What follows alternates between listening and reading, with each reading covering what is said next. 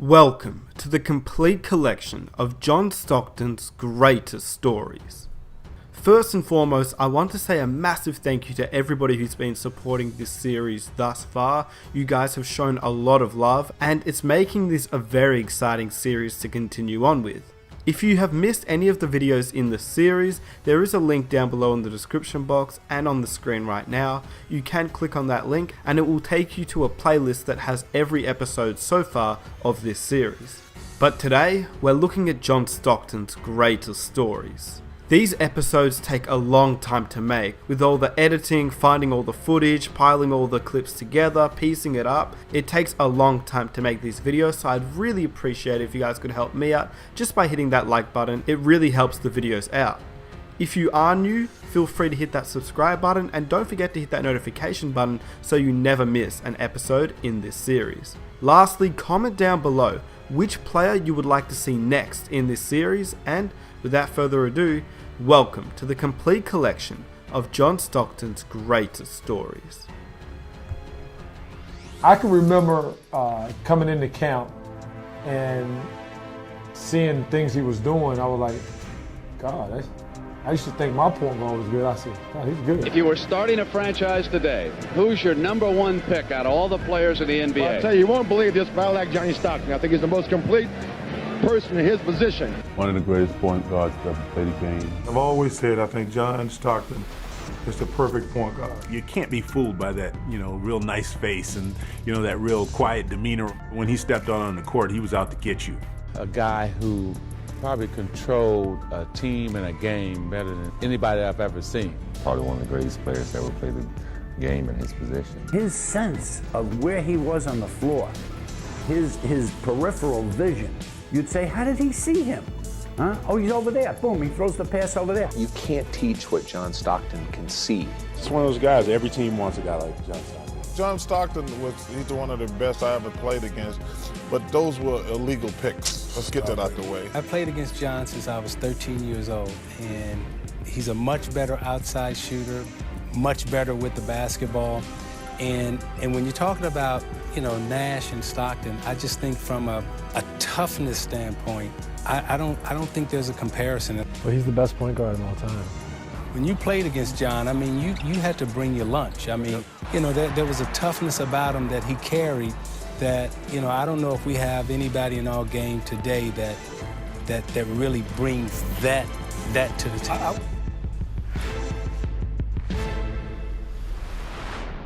Anybody really got under your skin?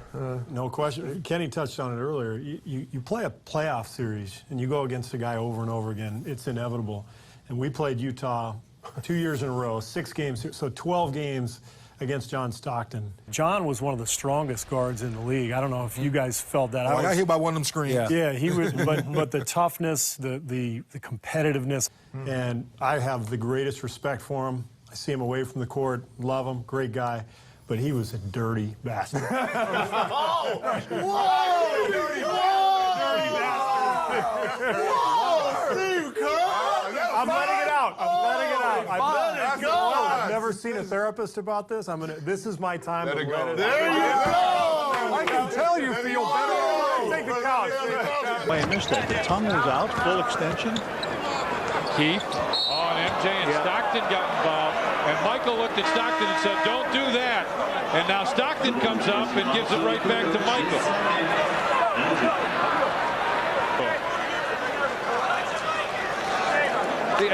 We started this ball game off by saying that he does little things like that to drive you nuts.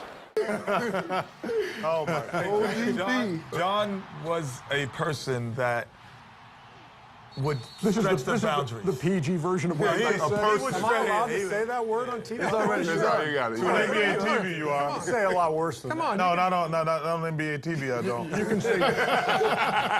You can say dirty as much as you want. It's like HBO. NBA TV is like HBO.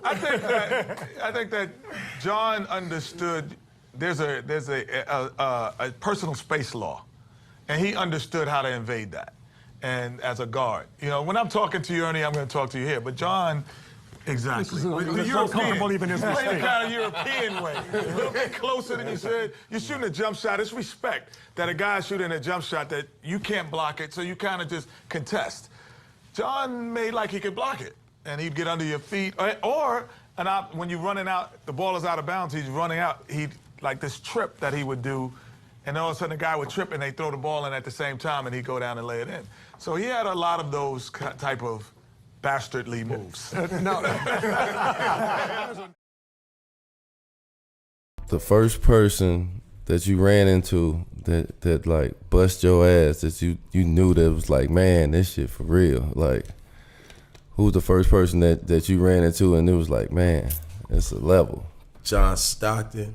John Stockton embarrassed me, dog. Yeah. Like, John Stockton made me feel like, damn, dog, like, do I know how to play basketball? You know, you had that moment where you like, shit, like, am I sorry, dog? Like, what the fuck am I, well, you know, like, what the fuck is going on? I had never been taken out the game so fast. He had ripped me like twice. Yeah. Like, and not even like just being ripped heady. stole the ball. It's just like being heady, smarter than you. You know, I'm going for the outlet the wrong way. You know what I mean? Boom, steal. You know what I mean? I get the loose ball. Oh, he gone, steal. I'm like, yo, I'm gonna have to do something. He see your mistakes. And he was tough, hard nosed. He was too. Take you under the pick, screens, yeah. Like, I remember. Was he way bigger than what you thought he was? Yeah, he was. He was way bigger than what I thought he was. He was a lot taller. Yeah. Like, you know, when you look at him on the court, on TV, you know, like, his look could be deceiving. Yeah. It's almost like how Steph Curry looked. Like, on TV, he looked like, oh, man, like, he just looked like a regular dude. But, like, when you stand next to him, you're like, yo, this motherfucker, like, he big. Built like an athlete. Yeah. John Stockton, though, he would, like, he was so dope, dog, because he walk you all the way down to the wing, right? And he'll walk you to the same spot, whether you pressuring him or not. Like, he knew what spot he was going to get to. He knew what he was going to, like, he was fucked once he got to the spot that he was going to get to. Best point guard to ever play the game is who? Oh, John Stockton, Magic Johnson. I mean, those two are the best to probably ever play it. What did Stockton do better than you? I think he had like 3,000. He set the table. I think he had 5,000 more assists than I did. Okay, all right. And steals. I mean, he's the all-time assist leader in steals, and you know, people don't really talk about the steals as much as the assists. But you know, he plays both sides of the court, and that's what makes him a complete player. When you look at those records, it's amazing, and I just don't think he gets the due that he deserves. Well, he played in Utah. That's why. Well, yes, that's fine, but still, I think sometimes he's left out of the mix of, you know, great point guards, great point guards, and we forget to sometimes mention him. Now, I remember one story when we had lost a few games in a row. We were back east, and we were in Charlotte, okay? And someone, namely a point guard named John Stockton, had overheard something supposedly on the radio that Grandmama Larry Johnson had said about Mailman. Do you remember this? Yeah, he got my goat that night. He needed something to get us going. Mailman went, I think, for 56 that night. Yeah, and I got every pass, I think, from Stock. Right. You fabricated a quote? Is that the story? You made up a quote? He lied. Forget the fabricating. He lied. Okay. Steve, I had some reliable sources that told always get away with reliable sources. That told me that somebody had said something. I merely relayed what I had heard. He's training for a career in journalism. This guy's got all the makings of a guy. You hear? Reliable source. My source told me. Okay. I've never really gotten over my first year I got traded to Houston, and he hit the shot over me to send the Jazz to the finals. Russell will inbound at half court. Stockton, open three. Hit it! John Stockton sends the Utah Jazz to the NBA Finals. That was so many things all wrapped up into one. It was our first chance to go to the championship. It was really the first time we'd been able to beat Houston at anything, or they just year after year we kept running those guys in the playoffs, and to finally get over that hump. That was, I think, a snapshot of John Stockton that we have never seen before. I think other than the night that he was honored at the Delta Center, the most emotional we've ever seen him. Welcome back to Primetime Stockton. And Larry, you watched that again, I saw, with great detail, attention to detail. Yep, and I got to tell you what happened in that play. And if you can see it again, it would mean even more. But at the timeout, the coaches are overdoing their thing, and Carl says, "Hang on." He says, "Let me tell you what we ought to do." He says, "Stockton, I guarantee you will be open." Now, and so they went to Stockton. Now, they called a pick. Okay, he didn't pick Drexler. He grabbed Drexler. Drexler wasn't going anywhere all night. and he didn't get called for it because they were watching Stock. And then the infamous Bill Walton, and he drilled it. That had to be one of the great moments in Jazz history. Stockton, open three. Good! I was going to come to you about that because so many people miss the pick, which is the reason the whole thing worked. And as Larry said, it really wasn't a pick. It was like 4th and 1, and you stopped the running back. Well, it's like in a game like that I think one of the all-time greatest games. You force a referee to make a call, make him make an offensive foul call, and not a lot of them would do it. So I had it in my mind that if it's any time that they're going to do it, which who knows what would happen, I said, you know what, Stock? I said, "You're going to be open." He looked at me, he said, "Okay." And Coach Sloan looked and just sit down.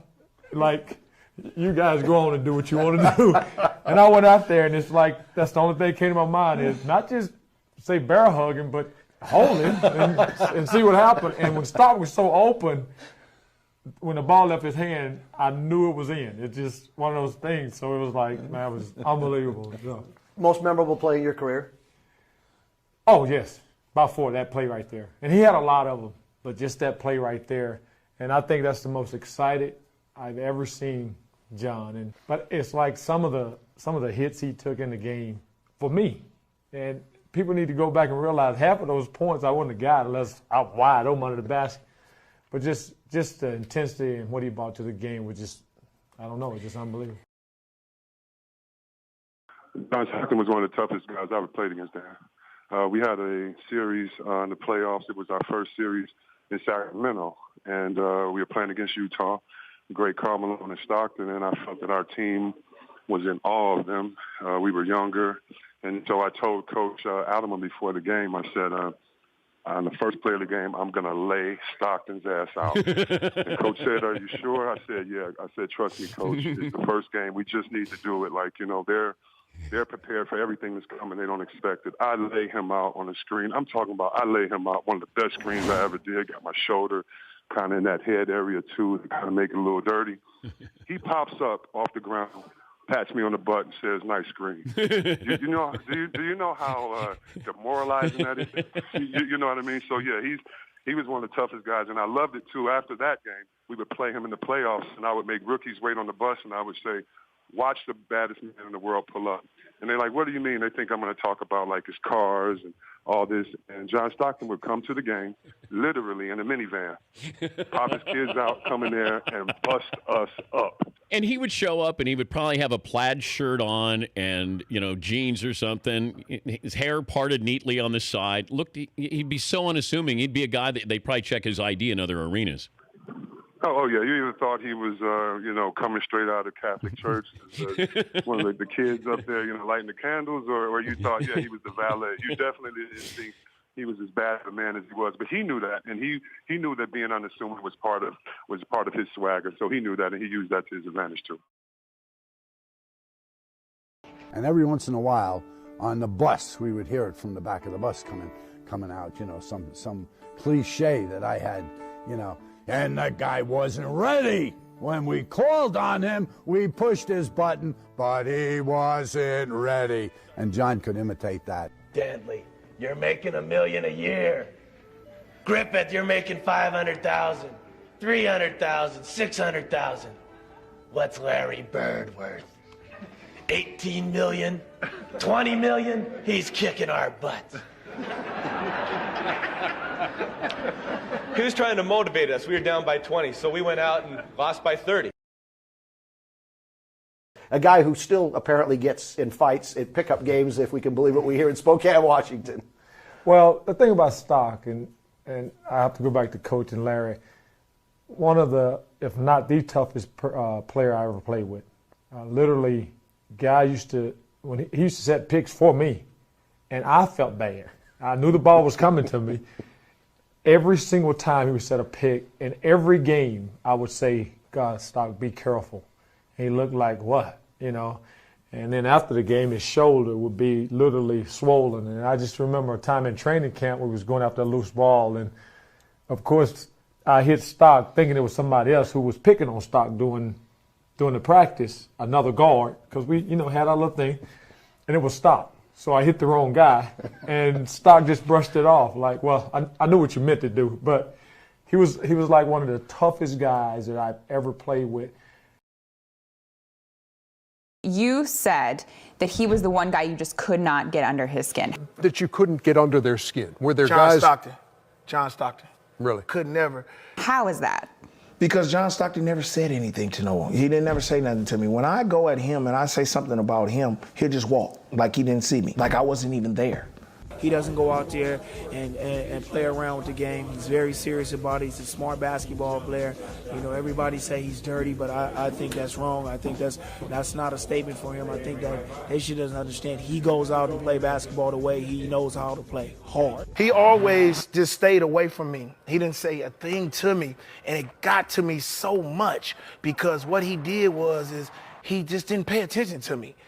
And then if I say something, anything about him, I cuss or anything, he'll just walk away. And that was a problem. When you don't give me a response, that really hurts me because then you're not listening to me. And he was the only guy that ever did that, never listened to me. And I said, what am I doing? And then all of a sudden, he'll tell me, he'll take a charge, he'll get me on the bench, and then he'll just look at me and nod. And then I figured it out. I said, I gotta stop talking to him. I just gotta play him. And I got to beat him with what he does. Don't say nothing to him and go at him. And when I start going at him and I figured him out, they start doubling me and they start switching players on me. And they didn't let him guard me at one point. And then I said, okay, I figured him out. I figured him out. Don't say nothing. Just go at him. And then the game became more competitive with me and him. It wasn't like I was scared of him. Hardest person you ever guarded, man? I'm going to say John Stockton, man. I've been getting a lot of slack for this guy here. Everybody's been asking me why he is the toughest person to guard other than instead of Michael Jordan. First of all, it's my opinion. So that's the way it's going to go. You made some headlines today because you said that John Stockton was more difficult to defend than Michael Jordan. Blasphemy to me. And you have to defend yourself because how often do you really guard Michael Jordan? Man, listen, he was a guy who was fundamentally sound. He would set picks. He would do the right thing. He'll shoot 12 times, make 10, and all that. He was just great. He wasn't tougher than Jordan. Yes, he was. You just didn't. Yes, he was. Gary, you guys didn't Gary, play against him. I did. Gary. Let me ask you this seriously, because when you say that, people are going to be like, are you joking me? And they did today. A lot of people. Right, I know. A lot of people. So and I got to get enough time to explain Not just based off the number of times that you saw John Stockton, but you're saying that he was more fundamentally sound than Michael Jordan. We were more athletic than he was. We were mad because he set picks and said he was dirty. If a guy comes and shoots 12 times, makes 9 of them, shoots 8 free throws and makes 7 of them, that's 20-something points and have 15 assists and 4 steals a game and works out with Karl Malone and can do it on a continuous basis, and I have to play against him 7 and 9 times a year, that is hard to guard. No, I believe that. Gary, let's be honest. You just didn't like playing him because he wouldn't. He wouldn't talk back to you. True, that's true. That's true. That's the thing, too. He wouldn't talk back to me. With Michael Jordan, he's a competitor. He's going to go back at me. That is easier for me to deny him the ball and do a lot of things. Wow. Then he gave you 50.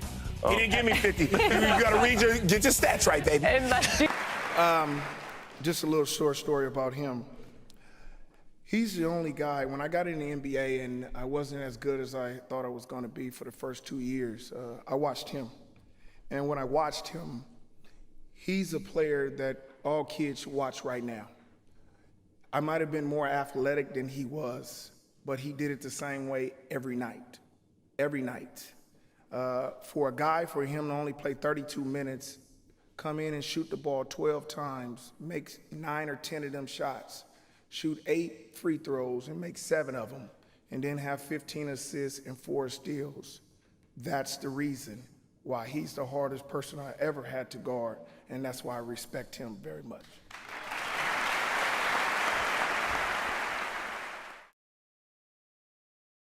Players were playing Pop-A-Shot with each other, and it was winner stays on. Well, after we've been playing for a while, this 12-year-old kid in a wheelchair comes up to John and wants to, or comes to the, can I play? You got, yeah, you can. Well, it turns out the kid's pretty good. And it's apparent that he's going to beat John. John gets up and starts blocking his shot. And I thought, wait a minute, there's something wrong with this picture. And then I realized there wasn't really anything wrong with it. It was just a very clear definition of how competitive John Stockton is. One of the stories I got is his toughness. We was a Tournament of Americas, and we was in Portland, Oregon, and he did something to his leg where his leg actually wouldn't bend back out. It would always flare up every now and then, every 1 or 2 years, actually, where a bone would pop out. So we had training camp in Chicago, and we stretching. As we were stretching, ready to get up, Stock couldn't get up.